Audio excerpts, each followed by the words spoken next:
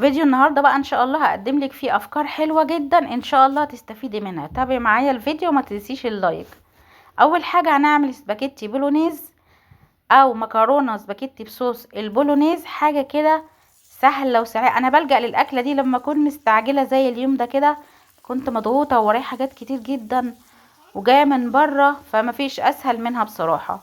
نص كيلو لحمه مفرومه، شوحته كده الاول في ماده دهنيه، سمنه او زبده او زيت. قبل ما انزل عليه بايه بقى، بصلايه كبيره كده مفرومه ناعم، بصلايه واحده بس مفرومه فرم ناعم، معلقه هريسه شطه. احنا كده بنعمل صوص البولونيز اللي هو صوص اللحمه المفرومه، يعني بالطماطم والصلصه والبهارات الجميله بتاعتنا دي. كام فص كده توم مفرومين ناعم، باكت مرقه او مكعب مرقه. ما تنسيش وتخلي بالك ان المرقه بيبقى فيها ملح عشان تظبطي ايدك في الملح. انا هحط ملح على قد ايه على نص كيلو لحمه مفرومه؟ ربع معلقه صغيره ملح وربع معلقه صغيره فلفل اسود. على فكره الملح مظبوط جدا، وظبطه الملح مهمه جدا، بقولك عليها في كل فيديوهاتي. ظبطه الملح اهم حاجه في الاكله كلها. ماشي، يبقى ربع معلقه صغيره ملح والفلفل الاسود والثوم وهريسه الشطه ومكعب المرق. كل ده قلبيه مع بعضه كده قبل ما تنزلي بايه بقى، صلصه طماطم.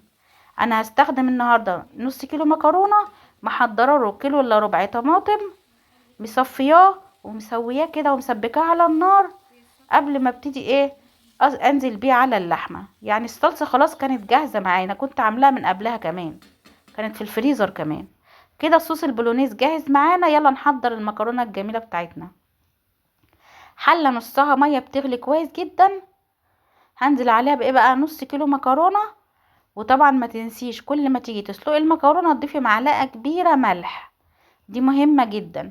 وخلي بالك المكرونة الاسباجيتي دي بتلزق جامد في بعضها وبتتكتل، لو سبتيها هتتكتل وتلزق في بعضها ومش هتعرفي تفكيها بعدين. فدايما دايما بالذات المكرونة دي لازم تقلبيها باستمرار لحد لما تستوي. هي كده استوت خلاص، ما خدتش وقت خالص على النار، 8 دقايق تقريبا وكانت جاهزة. ما تنسيش وانتي بتصفي المكرونة في المصفى تبقي تشيلي شوية مية سلق المكرونة، عشان هتحتاجي تضيفيهم على صوص البولونيز، بيخلي الصوص كده مكثف وحلو. كده خلصنا الاكله اللذيذه بتاعتنا اللي ما خدتش مننا تحضير اكتر من 15 دقيقه. يا سلام بقى، بيليق معاها جدا الزيتون الاخضر، الزيتون الشرايح ده بيليق جدا مع الاكله دي. انا مسميها اكله المفرهدين، اكله المستعجلين، اكله الكسلانين. سميها زي ما تسميها، بس هي بتنقذني بصراحه، بتنقذني في اوقات كتير. تاني وصفة بقى معانا في الفيديو ده، وهي وصفة السردين. اليومين دول بقى طبعا السردين البلدي الجميل موجود، فاحنا عايزين نخلل. انا جبت نص كيلو بس وعايزة اوريكي شكله، ده السردين البلدي. ما تيجي تجيبي السردين نقيه سليم مش مهري، يكون سليم كده ويكون كبير شوية بالشكل ده علشان يبقى حلو في التخليل. وما تجيبيش السردينة المهرية اللي هي بتبقاش حلوة، بيبقى قلبها مفتوح، لا. انتي تروحي السوق من بدري علشان تلحقي تجيبيه، لان هو كميته مش كتيرة، بيخلص بسرعة. انا غسلته في مصفى وسبته في التلاجة ساعتين تلاتة. بعد ما شطفته على الحوض سبته في التلاجة ساعتين تلاتة يتصفى، مش عايزة فيه مية خالص. بعد كده ابتديت ايه، انشفه بالمناديل برضو. السردين تخليله قريب جدا من السمك البوري او الفسيخ، اهم حاجة ما يكونش فيه مية خالص. لو دخله مية دي مش هتخليه يبقى حلو. ماشي، انا نشفته كويس جدا.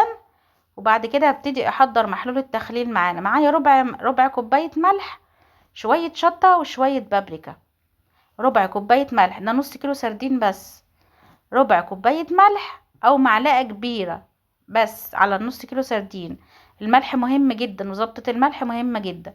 معلقة كبيرة ملح عليها شوية شطة وشوية بابريكا، قلبتهم مع بعض وكده السردين نشف تماما ما فيهوش اي مية. وده اللي انا عايزاه. هبتدي بقى ايه، احشي كده عند الخياشيم شويه بالملح وبالشطه وبالبابريكا بالشكل ده كده لحد ما اخلص الكميه كلها. اعملي الكميه اللي انت عايزاها. طبعا انا عامله نص كيلو بس لان هنا محدش بياكله بصراحه. ماشي، هتعمليه بقى بعد ما تعملي الكميه كلها تمليها كده بالملح وبالشطه وبالحاجات الجميله دي. هتجيبي بقى يا اما برطمان يا اما علبه يكون لها غطا محكم ويا اما اكياس زي ما انت عايزه. حشينا الكميه كلها بالملح والحاجات دي الجميله بتاعتنا. هحط الباقي. خلي بالك اظبطي ايدك في الملح، لو الملح كتير قوي السردين هينشف ومش هيبقى حلو، هيبقى مالح ومش هتعرفي تاكليه. طب لو دلع قوي برضو مش هيبقى حلو. هو تقريبا يعني نص كيلو السردين خد مني معلقه كبيره ملح.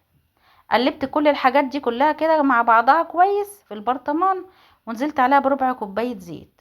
الزيت مهم جدا، بيطري السردين كده وبيخليه حلو. بعد كده هقفل البرطمان كويس جدا، لازم تتاكدي ان هو مقفول كويس جدا، ولو علبه لازم تكون محكمه الغلق، بتتقفل كويس جدا. وسيبيه 5 ايام، مش اكتر من كده. لو سبتيه مده طويله هينشف ومش هيبقى مزبد معاكي. انتي سيبيه 5 ايام بس، وبعد كده ابتدي افتحي عليه. وفي خلال ال5 ايام دول حاولي كده تقلبيه كل شويه، يعني تمسكي البرطمان وتقلبيه كده من فوق وتحت، بحيث ايه ان هو يبقى كله واخد نفس السوا ونفس الطعم. بص بقى، زبده زبده كان مظبوط جدا، والملح مظبوط. كلي بقى يا ستي، ما تنسيش تدعيلي وتحطيلي لايك وتشتركي في القناه.